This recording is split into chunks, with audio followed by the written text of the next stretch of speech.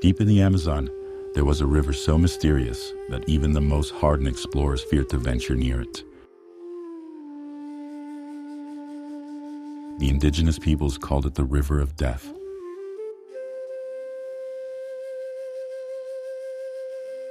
Brazilian rubber tappers spoke of entire expeditions that entered its waters and were never seen again. Some claimed it was home to giant anacondas that could swallow canoes whole. Others whispered a warrior tribe used poison darts that brought instant death.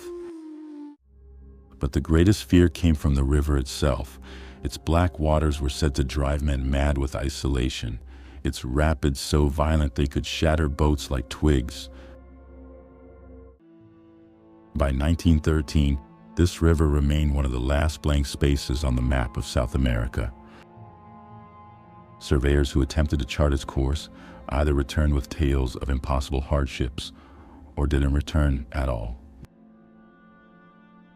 Was this a Portuguese named it Rio da Dúvida, the River of Doubt? If anyone could unlock the river's secrets, it was Colonel Cândido Mariana da Silva Rondon. Born to humble origins in Mato Grosso, Rondon was part indigenous Bororo and had risen to become Brazil's most legendary explorer. His life's work was extraordinary, stringing telegraph lines through thousands of miles of unexplored Amazon jungle, connecting Brazil's remote interior to its coastal cities. But Rondon was more than just an explorer. Through patience and respect, he established peaceful contact with dozens of isolated tribes who had never before encountered the outside world. The journey begins. I had to go. It was my last chance to be a boy. These were Theodore Roosevelt's words about his decision to venture into this legendary river, a journey that would nearly claim his life. After losing his bid for a third presidential term, Roosevelt was restless, seeking one last great adventure. When the Brazilian government invited him to explore the mysterious river, he didn't hesitate. Among Roosevelt's team was his own son Kermit, a skilled naturalist and hunter in his own right. But this wasn't just another adventure for the younger Roosevelt. At 24, Kermit was battling his own demons, depression and alcoholism that would haunt him throughout his life. His father hoped this expedition might give him purpose, just as the wilderness had once restored Theodore's own spirit in his youth. On December 12, 1913, the expedition departed from Rio de Janeiro. Their party numbered 22 men, including Brazilian camaradas who would handle the dugout canoes. These vessels, carved from massive local trees, were essential for navigating the treacherous river waters. The team carried 7 specially designed wooden canoes, thousands of pounds of supplies, and scientific equipment for mapping the unknown territory. More than 9 weeks later, on February 27, 1914, after a grueling journey overland, they finally reached the headwaters of the River of Doubt. Here, the real dangers would begin. The rapids immediately proved treacherous, requiring the men to portage the heavy canoes and supplies around the worst stretches, sometimes taking an entire day to advance just a few hundred yards. The jungle closed in around them. The air was thick with mosquitoes, and the constant humidity caused their clothes to rot off their backs. Each man carried over 60 pounds of gear through terrain that seemed designed to break their spirit.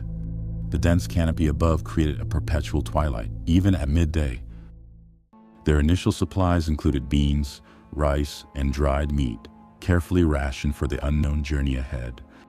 But as weeks passed, these provisions began to spoil in the humid air.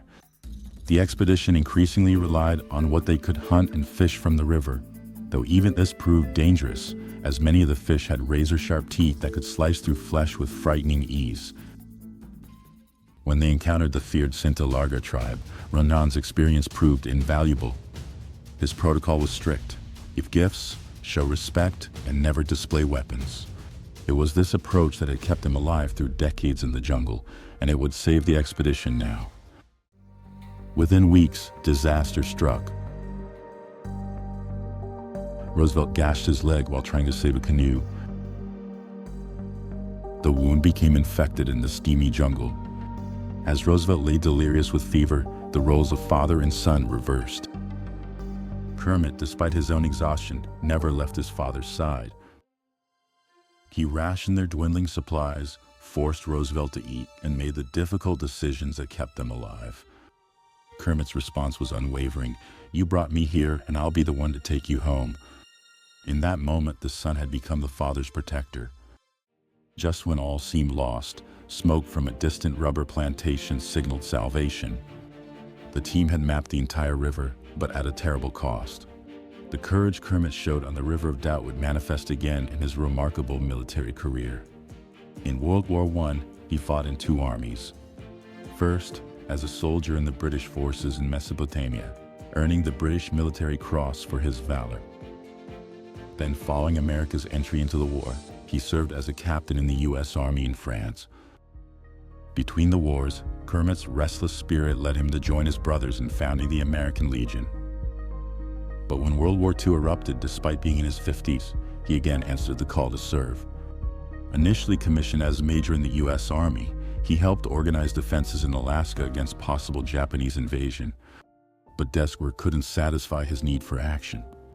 In a remarkable move, he secured a transfer to the British Army, serving as an officer in the British Special Operations Executive in North Africa. Rondon would go on to create Brazil's Indian Protection Service, establishing indigenous reservations that exist to this day. His name lives on in the Brazilian state of Rondônia, and he is remembered as the Marshal of Peace, the man who opened the Amazon while protecting its people. The River of Doubt changed all three men forever. Roosevelt never fully recovered physically and died 2 years later at age 60. Kermit, despite his incredible courage in the Amazon and distinguished military service, would ultimately lose his battle with personal demons, dying by suicide in 1943. But Rondon's legacy lives on in the protections he secured for Brazil's indigenous peoples. Today, the Roosevelt River still flows through the Amazon, much as it did a century ago. While satellite mapping has stripped away some of its mystery, local tribes still tell stories of the river's dark powers. And somewhere in its depths, the echoes of one of history's greatest expeditions live on.